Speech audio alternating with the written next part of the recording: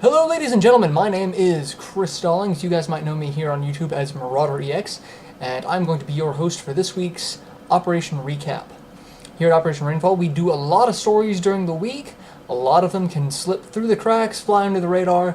So what I'm going to do is I'm going to give some of these stories a little bit more love and attention and see where they go from there, all the while asking you guys your thoughts and opinions on the matter. This week's first two stories come out of the Ouya. It seems to be the little console that could.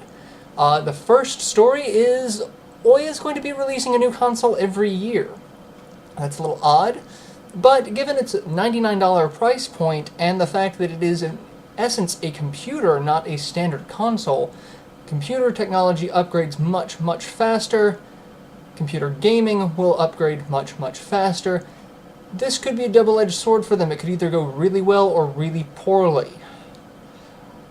But if you look at it in the same instance as, say, a sporting game released once a year, you could skip a year here and there, depending on if the upgrades are actually worth it. Some years, there may be a huge jump, might be worth it. Or it could just put a lot of gamers off thinking that it's $99 every single year if you want to be close to top of the line. So, could go either way. The second story for the Ouya, and second story for this week, is that it's going to have 466 games at launch, if not more. That seems like a really impressive number, and it seems like a huge launch title list for a out-of-the-gate console. But also remember that the Ouya is an Android-powered device. So anything that's already available on, say, the Google market, the Android market, anything available for tablets, smartphones, those are the games that are going to be released for it right off the bat because they're already Android compatible. So while it's a huge lineup, very few of them will necessarily be new titles. So it's a little bit misleading there. But you can't deny an impressive backlog like that. It is a huge backlog for a console. So it could go either way for them. Again, both of these things shaping up to drastically polarize people on the Ouya, either for or against. The third story of this week is GameStop. That's a company that also has very polarized fan base. GameStop did a survey of customers about the next-gen consoles, whether or not gamers would be interested in a console if it could not play second-hand used games. According to the survey, about 60% of customers said they would not buy a new console if it could not play used games.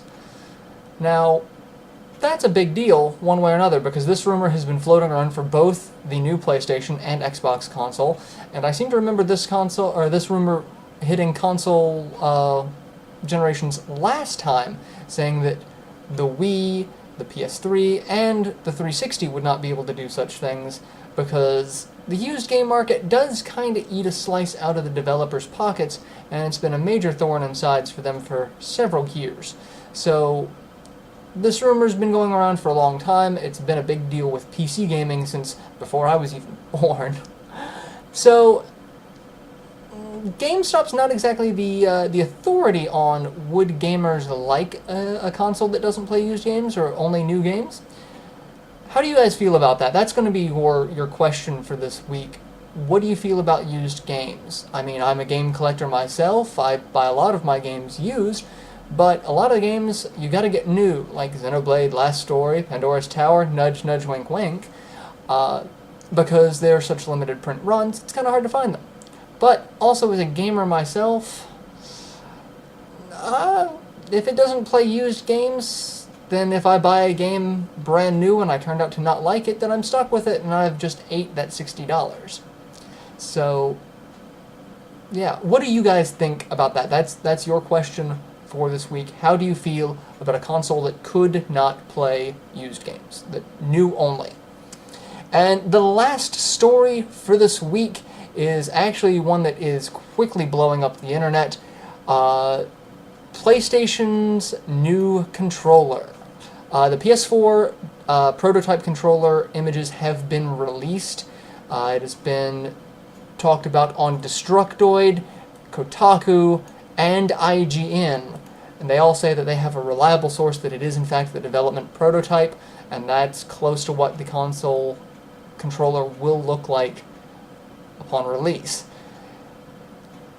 I don't know how to feel about this one either, so this could also be a question. Do you guys think that this is a blatant ripoff of the Wii? I mean, the controller screen is very small, and it is reported to be more like the touchpad on the front or the back of the PS Vita, rather than the full tablet-sized touchpad for the Wii U. So there will be drastic differences in implementation for both how it works and gameplay-wise.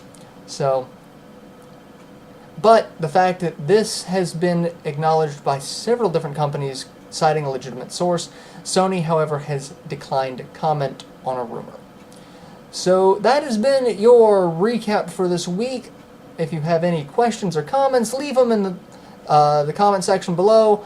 All of the articles will also be listed in the video description, so check those out, post comments there. Let us know what you're thinking, how you're feeling, and all of that jazz. Till then, I will see you guys later.